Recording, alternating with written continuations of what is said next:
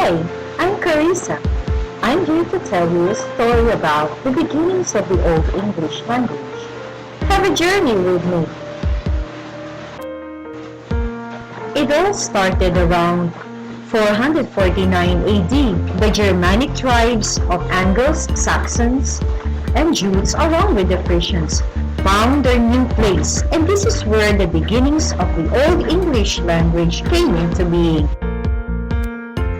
But wait, that's too fast.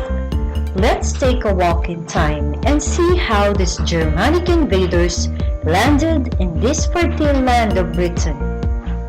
Let's make a little rewind in time.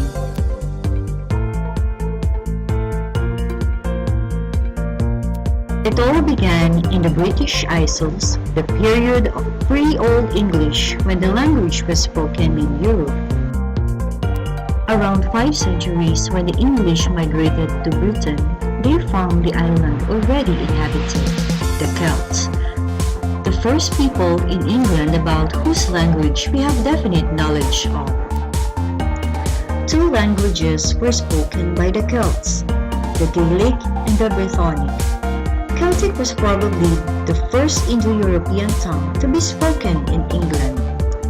Summer of 55 BC, Julius Caesar, having completed the conquest of Gaul, decided upon an invasion of England, but he did not succeed with the spirited resistance of the Celts.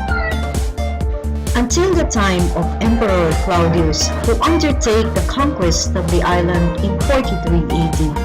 He subjugated the island with 40,000 armies within 3 years.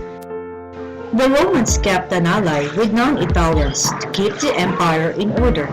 Probably in the 4th century, the Romans brought with them some Angles and Saxons.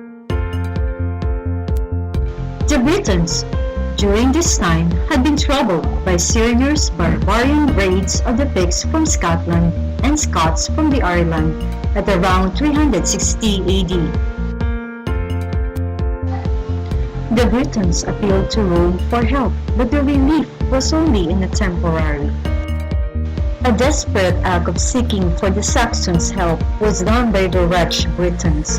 As a result of this appeal, shiploads of Germanic warrior adventurers began to arrive.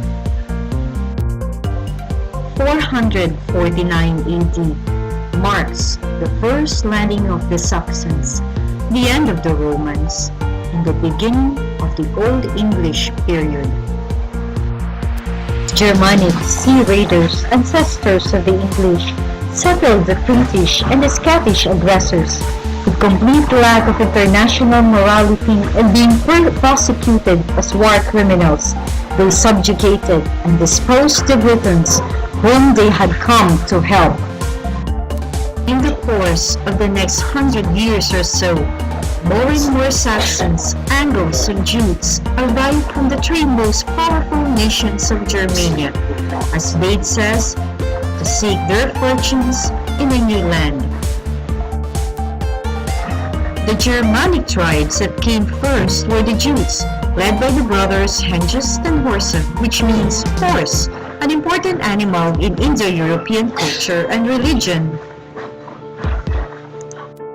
Saxons occupied the region south of the Thames, while the Angles settled the northward Thames to the Scottish Highland. The Germanic settlement comprised 7 kingdoms, or what we call the Anglo-Saxon Heptarchy.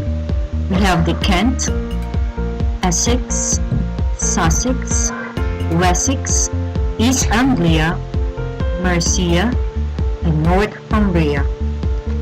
The most important event in the history of Anglo-Saxon culture occurred in 597 AD, when an English king, Ethelbert of Kent, was baptized by Saint Augustine of Canterbury, thus introducing the influence of the Latin language.